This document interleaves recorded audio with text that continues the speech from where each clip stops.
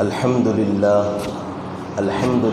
نحمده ونستعينه ونستغفره ونؤمن به ونتوكل عليه ونعوذ بالله من شرور أنفسنا ومن سيئات أعمالنا من يهده الله فلا مضل له ومن يضلله فلا هادي له ونشهد أن لا إله إلا الله وحده لا شريك له ونشهد أن سيدنا ونبينا ومولانا محمدا عبده ورسوله. أعوذ بالله من الشيطان الرجيم. بسم الله الرحمن الرحيم. وإذ أخذ ربك من بني آدم من ظهورهم ذريتهم وأشهدهم على أنفسهم ألست بربكم قالوا بلى شهدنا. صدق اللہ العظیم. وصدق رسوله النبی الکریم ونحن على ذلك لمن الشاہدین والشاکرین والحمد للہ رب العالمین.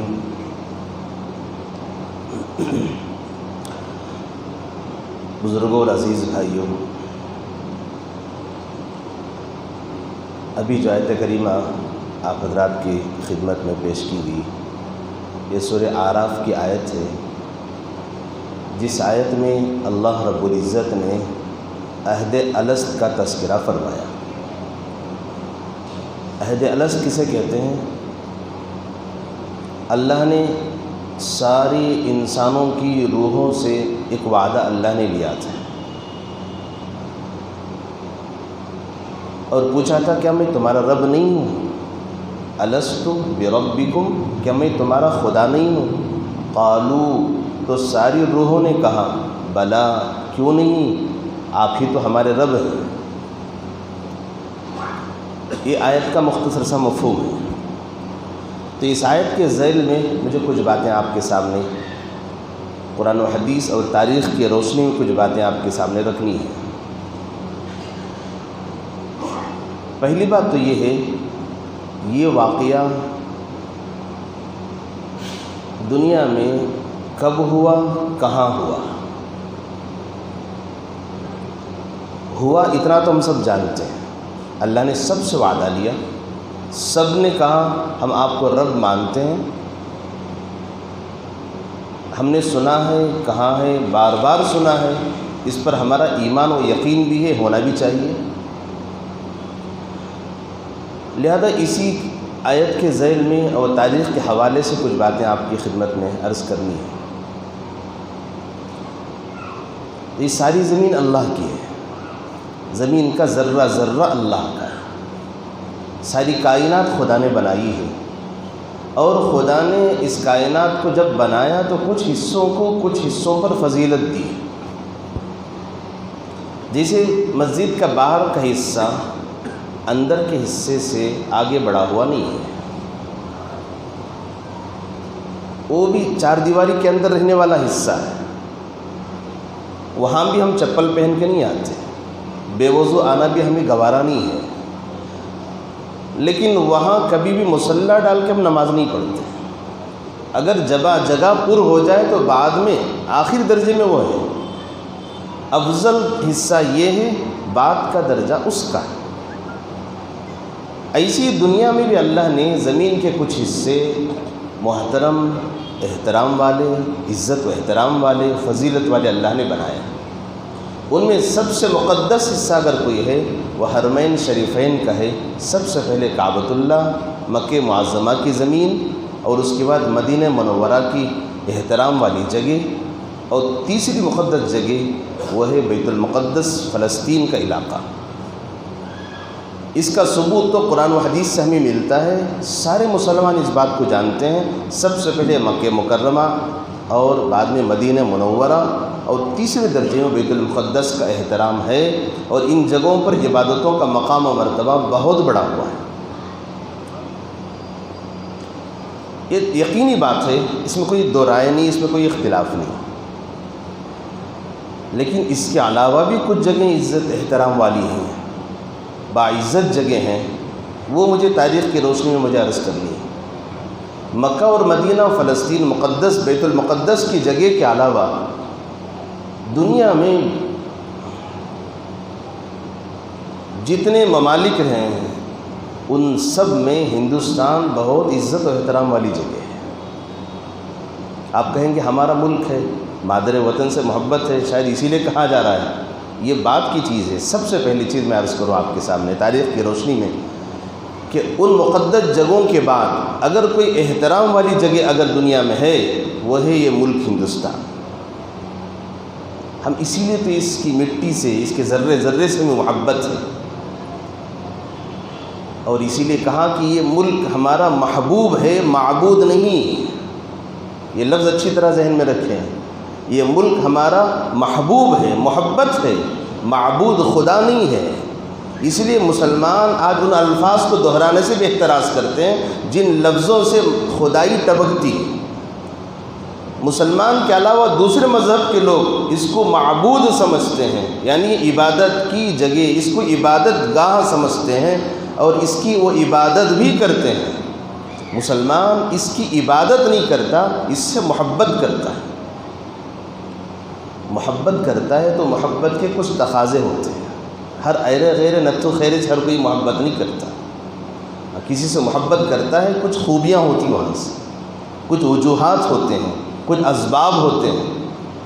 ہمیں اس ملک سے محبت ہے، یہاں کی مٹی سے محبت ہے، ذرے ذرے سے محبت ہے، تو کیوں ہے؟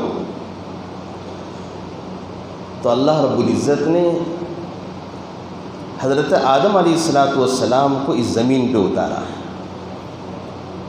سب سے پہلے انسان، سب سے پہلے پیغمبر، گویا انسانیت اسی ملک سے دنیا میں وجود میں آئی ہے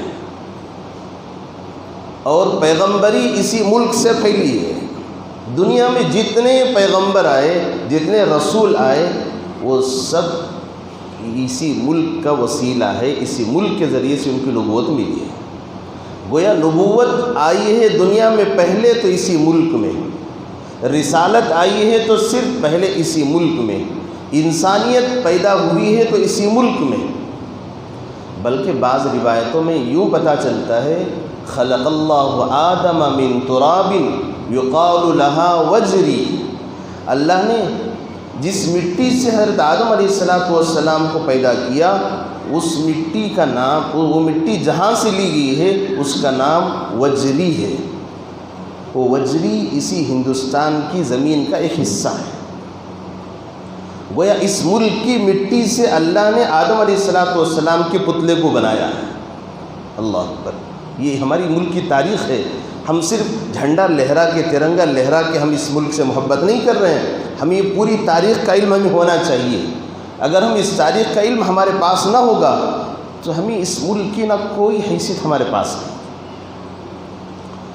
خلق اللہ آدم من تراب یقال لها وجری، اللہ نے جس مٹی سے آدم علیہ السلام کو پیدا کیا، جس مٹی کو حضرت جبرائیل اور ملائکہ نے اللہ کی خدمت میں پیش کیا، اس مٹی کو گوندا گیا اور اس مٹی سے پتلا جو تیار کیا گیا ہے وہ مٹی ہے اسی ملک کی، جہاں سے وہ مٹی لی گئی ہے اس کا نام ہے وجری۔ وہ اس زمانے کا نام تھا، شاید ہو سکتا ہے اب نام بدل چکا ہو، اور یہ حکومت تو ماشاءاللہ نام بدلنے میں بڑی ماہر بھی ہے۔ پہلے ہی بدل چکا ہوگا وہاں کا کوئی نام، لیکن کتابوں میں لکھا ہوا یہ نام ہے۔ گویا ہم اس اعتبار سے بڑے عظیم الشان ہیں، اس ملک میں رہتے ہوئے ہمیں فخر بھی ہے۔ اللہ نے سب سے پہلے ہمارے بابا آدم کو اور پہلے انسان کو، پہلے پیغمبر کو اپنے ہاتھوں سے اللہ نے جو بنایا ہے اسی ملک کی مٹی تھی جس سے اللہ نے آدم علیہ السلام کا پتلا بنایا، اور آدم علیہ السلام کو اسی ملک میں اتارا سرندیب، اور جہاں آدم علیہ السلام اترے حضرت حوا وہ بھی زمین پہ اتاری گئی، وہ جدہ میں عرب کے ملک میں ان کو اتارا گیا۔ دونوں انسان تھے، دو انسان ہی کو اللہ نے سب سے پہلے اتارا، ایک مرد ایک عورت، ان کو وہاں ان کو یہاں۔ کئی سالوں تک آدم علیہ السلام اپنی بیوی کو ڈھونڈتے رہے، معلوم تو تھا کہ دونوں اترے ہیں لیکن کہاں اترے۔ آج کا زمانہ نہیں تھا کہ ٹیکنالوجی کا، ایک بٹن دباؤ کہ معلوم ہو جائے کون کہاں بستا ہے، کون کہاں رہتا ہے، کون سا ملک کا راستہ کدھر ہے۔ آدم علیہ السلام یہاں جنگلوں میں چھان مار رہے ہیں کہ حضرت حوا کہاں ہیں، حضرت حوا وہاں ڈھونڈ رہی ہیں کہ میرے شوہر آدم کہاں ہے علیہ السلام۔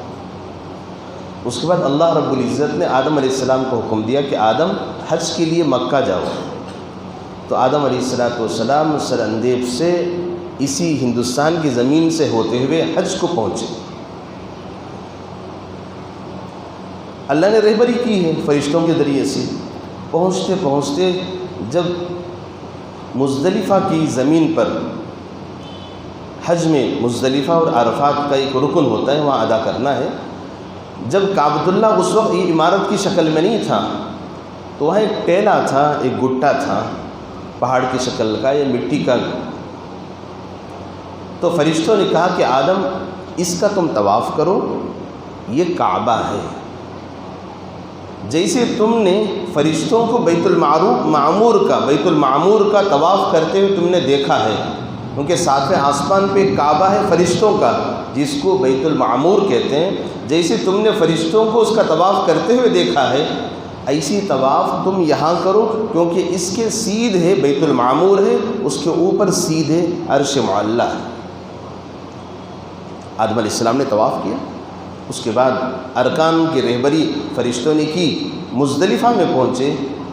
تو مزدلفہ ایک عربی لفظ ہے جس کا معنی آتا ہے قریب کرنا، دور کی چیزوں کو قریب کرنا اور ایک جگہ جمع کرنا۔ آدم و حوا دنیا کے دو کنارے پہ تھے، اس جگہ نے دونوں کو ایک جگہ قریب کر دیا، لیکن دور ہونے کی وجہ سے پہچان نہیں پائے۔ حضرت حوا بھی حج کے لیے نکلی تھی، وہ بھی عرفات کے میدان میں مزدلفہ کے بعد جب پہنچی، حضرت آدم بھی مزدلفہ سے ہوتے ہوئے وہاں عرفات میں جب پہنچے، حضرت آدم نے دیکھا کہ میرے ساتھ ایک ہی تو عورت آئی تھی جنت سے، یہاں ایک ہی عورت نظر آ رہی، کوئی تیسرا ہے نہیں یہاں پہ، ہو نہ ہو یہی حوا ہوگی۔ جب قریب پہنچے تو دیکھا کہ ارے یہ تو میری بیوی ہے۔ تو حضرت آدم علیہ السلام نے حضرت حوا کو پہچانا۔ تو عربی میں پہچاننے کو کہتے ہیں معرفت عرفہ، عرفہ یا عریف و عرفن، ایک دوسرے کو پہچاننا۔ تو حضرت آدم نے حضرت حوا کو پہچان لیا، اس لیے اس زمین کا نام عرفات کہتے ہیں، پہچاننے کی جگہ۔ تو الغرض حضرت آدم علیہ السلام نے اس میدان میں حضرت حوا کو پہچانا اور حج کے ارکان ادا ہوئے، کئی دن وہاں ٹھہرے اور اس کے بعد اپنی بیوی کو لے کر واپس ہندوستان تشریف لائے۔ اب تاریخ یہاں سے شروع ہوتی ہے۔ رہنا چاہتے تو وہیں رہ سکتے تھے، مکے کی مقدس زمین، عظمت والی، اللہ کی رحمتوں کی اترنے کی جگہ، لیکن اللہ نے حضرت آدم و حوا کو دوبارہ اسی ملک میں بھیجا اور کہا کہ جہاں شوہر ہوتا ہے بیوی وہیں ہوتی ہے۔ عورت جہاں ہوتی ہے مرد وہاں نہیں جاتا، جہاں مرد ہوتا ہے عورت وہاں آتی ہے۔ یہ دنیا کا دستور پہلے دن سے بنا ہے، وہ گھر جوئی کا دستور ہم نے بنا لیا ہے، جہاں بیوی وہیں شوہر چلا جائے، یہ دستور ہمارا ہے، کوئی گناہ کی چیز بھی نہیں ہے، وہ اپنا اپنا الگ ہے، اس کا کوئی شریعت سے کوئی مسئلہ نہیں ہے، اگر کوئی وہ بنا لے تو اسے کوئی گناہ نہیں کیا۔ لیکن تاریخ پہ ذرا غور کیجئے، اندازہ لگائیے، ایک ایک چیز ہمیں حضرت آدم و حوا علیہ السلام سے زندگی گزارنے کے طور طریقے ہمیں ملتے ہیں۔ تو حضرت آدم تھے ہندوستان کے، حضرت حوا تھی عرب میں اتاری گئی، تو اصل وطن تو حضرت آدم کا شوہر کا ہندوستان رہا۔ تو حضرت آدم نے کہا کہ چلو میرے گھر چلیں،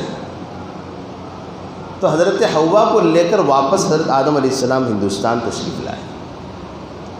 ابھی تک اولاد نہیں تھی، کیونکہ جنت سے اتارے گئے تھے، اور ہندوستان آئے، سر اندیب کے اس علاقے میں رہے۔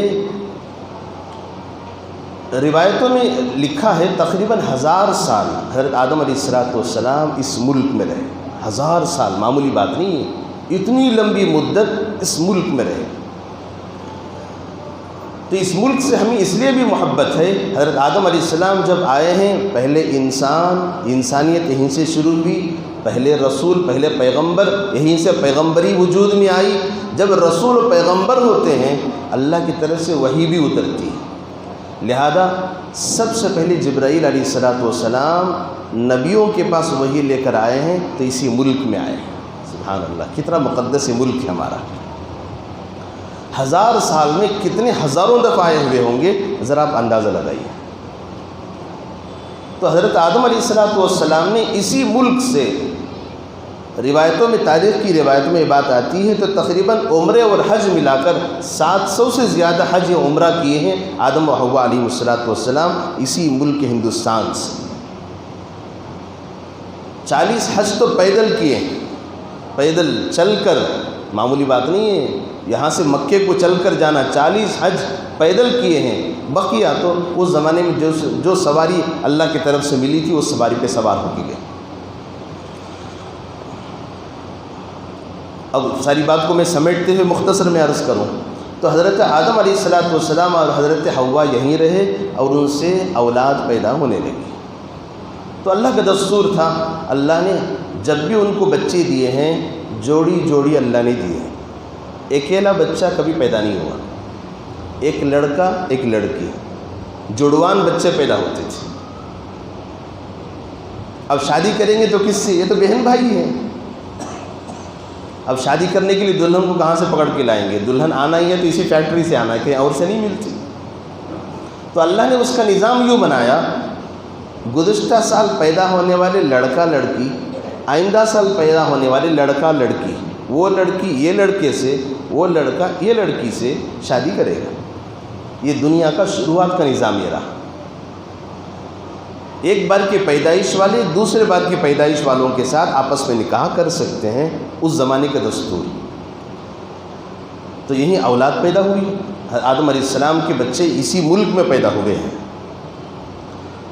اور آپ نے تاریخ کی روشنی میں اگر دیکھا جائے، قرآن کی اس روشنی میں بھی وَاتْلُ عَلَيْهِمْ نَبَأَ ابْنَيْ آدَمَ بِالْحَقِّ إِذْ قَرَّبَا قُرْبَانًا فَتُقُبِّلَ مِنْ أَحَدِهِمَا وَلَمْ يُتَقَبَّلْ مِنَ الْآخَرِ۔ ایک واقعہ آپ نے سنا ہوگا حضرت حابیل و قابیل کا۔ حضرت آدم علیہ السلام کے 2 سگے بچے تھے، ایک بھائی نے دوسرے بھائی کو قتل کر دیا۔ یہ قصہ بھی اسی ملک میں پیش آیا ہے، کسی اور ملک میں نہیں ہے۔ قابیل نے اپنے نیک بھائی حابیل کو قتل کر دیا اور ان کو یہیں دفن کیا گیا۔ سب سے پہلے انسان آنے والے اسی ملک میں، سب سے پہلے دفن ہونے والے انسان بھی اسی ملک میں رہے۔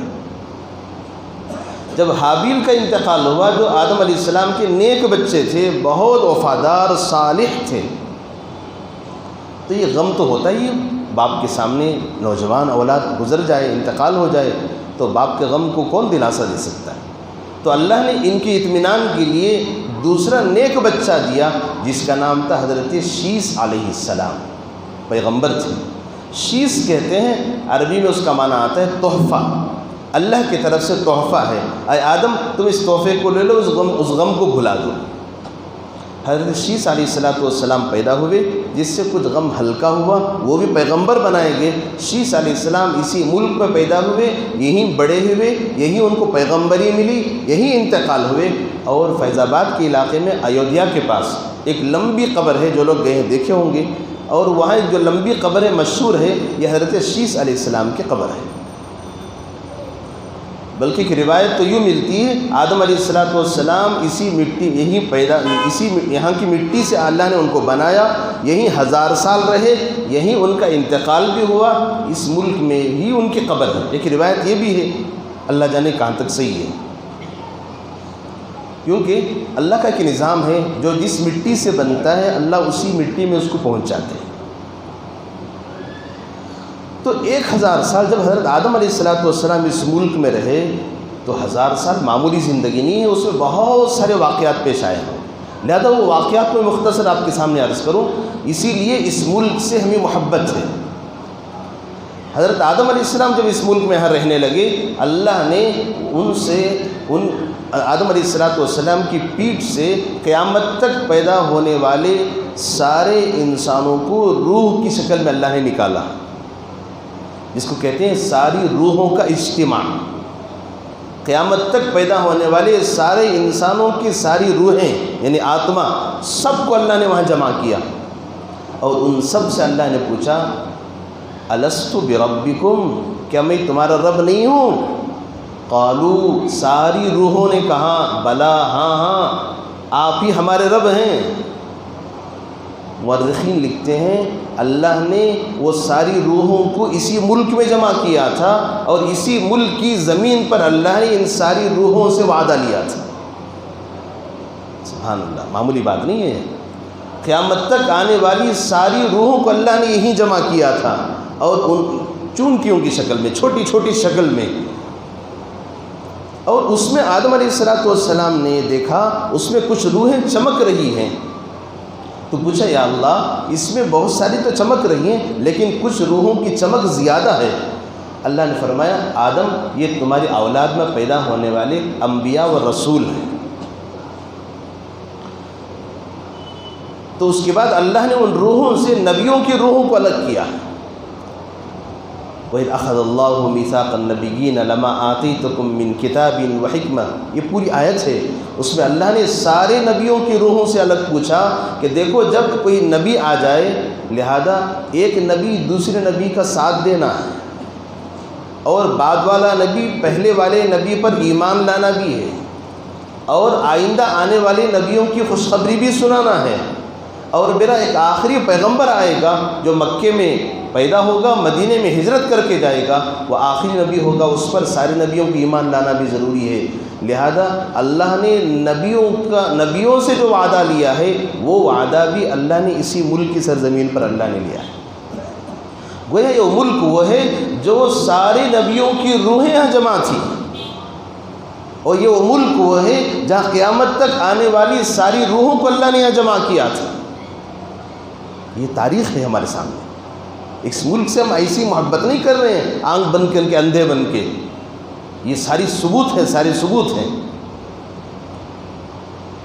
اور آدم علیہ السلام جب جنت سے تشریف لائے، آدم علیہ السلام کے ساتھ اللہ نے کچھ جنت کی چیزیں اللہ نے اتاری۔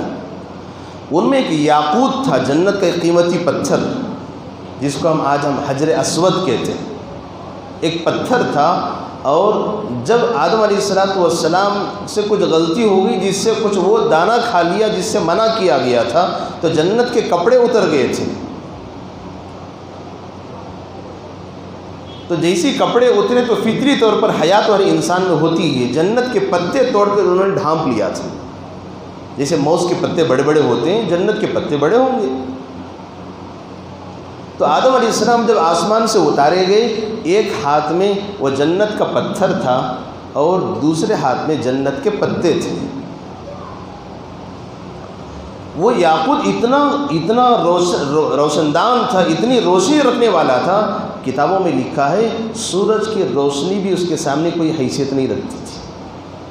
جب یہ پتھر باہر رکھا جاتا، سورج کی روشنی ایسے لگتے جیسے ایک زیرو بلب سے لگ رہا ہے۔ اتنا روشن پتھر انسانوں کی گناہ کو چوستے چوستے چوستے وہ اتنا کالا ہو گیا، اور اس پتھر کا نام ہی رکھ دیا گیا حجر اسود۔ حجر کہتے ہیں پتھر کو، اسود کہتے ہیں کالے کو، عربی میں کہتے ہیں کالا پتھر۔ کبھی وہ پتھر اتنا زیادہ روشنی رکھنے والا، اور بعد میں انسان کے گناہ کا اثر اتنا رہا، اتنا روشن پتھر سورج سے زیادہ روشنی رکھنے والا، جب وہ خود کالا پڑ گیا۔ اسی لیے فرمایا جب انسان گناہ کرتا ہے اس کے دل پہ سیاہ نقطے پڑتے پڑتے ایک دن وہ بھی آتا ہے، دل کالا ہوتا ہے، اور دل کالا ہوتے ہوتے ایک دن وہ بھی آتا ہے، اللہ اس کے اندر سے اپنی روشنی، ایمان کی روشنی کو کھینچ لیتے ہیں، بغیر ایمان کے وہ دنیا سے چلا جاتا ہے۔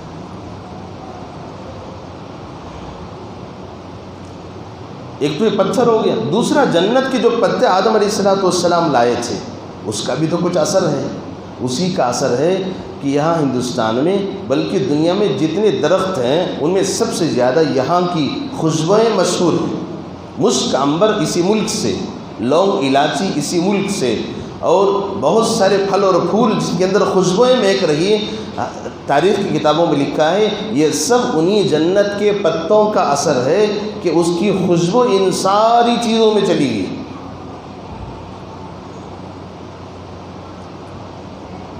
تو اس کے بعد 1000 سال تک جب آدم علیہ السلام یہاں رہے تو اللہ نے ان کو بہت ساری صنعتیں، ٹیکنالوجی بہت ساری اللہ نے دی ہیں ان کو۔ ان میں آدم علیہ السلام کو کپڑے بنانے کی مہارت تھی، کیونکہ جنت سے آئے ہیں پتے، لیکن یہ دنیا کے اندر وہ پتے تو زیادہ نہیں ٹھہریں گے، لہذا اپنے لیے لباس تیار کرنا ہے۔ کپڑے کیسے بنائیں گے؟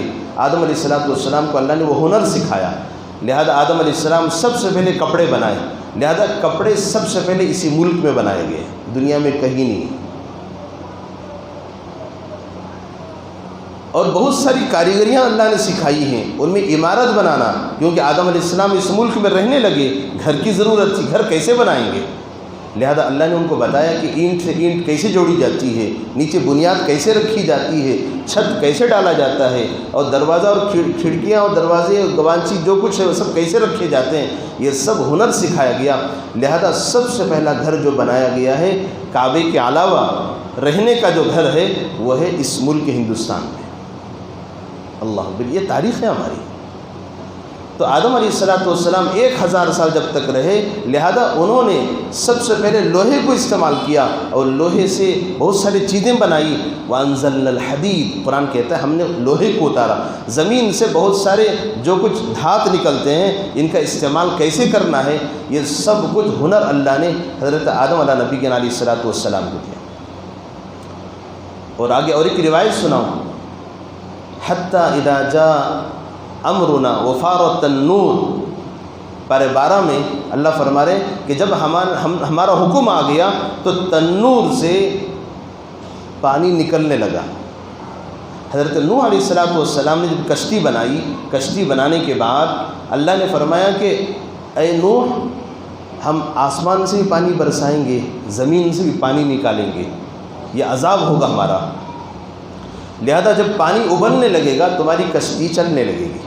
کیونکہ حضرت نوح علیہ السلام نے کشتی ایسے پہاڑ کے پاس بنائی تھی جہاں کوئی سمندر نہیں تھا، لوگ ہنستے تھے، عجیب پاگل انسان ہے کہ کشتی بنا رہا ہے کہاں پر، خشکی پر، سوکھی زمین پر، کشتی چلتی ہے سمندر میں پانی پہ، اور یہ بنا رہا ہے سوکھی زمین پر۔ آدم علیہ السلام نے کہا، حضرت نوح علیہ السلام نے کہا یہ میرا رب کا حکم ہے، انتظار کرو۔ تو اللہ نے فرمایا کہ اے نوح، جب تنور سے پانی نکلے گا سمجھ لو ہمارا عذاب آنا شروع ہو چکا ہے۔ فرمایا وہ تنور کہاں ہے؟ تنور کیا تندوری روٹی بنتی ہے، زمین میں گڑھا کھود کے اس کو بناتے ہیں یا ڈرم کے اندر بناتے ہیں اندر۔ کہا کہ حضرت آدم علیہ السلام جب اس ملک میں رہتے تھے، آدم علیہ السلام کا ایک تنور تھا جہاں وہ سالن بناتے تھے، روٹیاں بناتے تھے، گوشت بھونتے تھے، یہ سب اسی تنور میں تھا۔ اللہ نے حکم دیا اے نوح، جب تم دیکھو اس تنور سے پانی ابلنے لگے سمجھو کہ ہمارا عذاب آ گیا۔ تو روایتوں میں لکھا ہے وہ تنور تھا اسی ملک میں، کیونکہ آدم علیہ السلام یہی رہتے تھے، ان کے پکانے کا چولہا جو تھا وہی تنور تھا، وہ یہی تھا۔ اور لہذا نوح علیہ السلام جو کشتی بنائی تھی اسی ملک میں بنائی تھی، اور عذاب کی جو شروعات پانی کے اندر سے پانی سے ہوئی، وہ تنور اسی ملک کا تنور ہے، یہیں سے پانی نکلا۔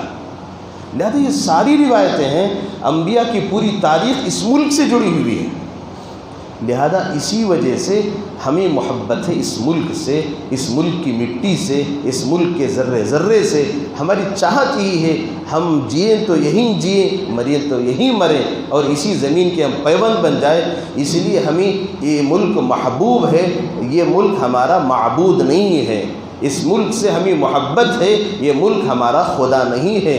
جسے دوسرے لوگ برادران وطن اس کو خدا سمجھتے ہیں، اس دھرتی کو اس کی عبادت کرتے ہیں، لہذا ہم وہ اسی عبادت نہیں کرتے۔ ہم اس نبیوں کی تاریخ کے ساتھ اس ملک کے تعلق کی وجہ سے، اور ہم اس سے محبت کرتے ہیں۔ کیوں نہ محبت کریں، جنت کا تعلق سب سے پہلے اسی زمین سے ہوا ہے، کیونکہ جنت کی ساری چیزیں اسی زمین پہ اتاری گئی ہیں، پتھر بھی یہیں اترا، بعد میں مکے کو لے جایا گیا، جنت کے پتے بھی یہیں اتارے گئے، اور یہیں سب سے پہلے خوشبو مہکی ہے، اسی خوشبو کا اثر پھل اور پھول میں چلا ہے۔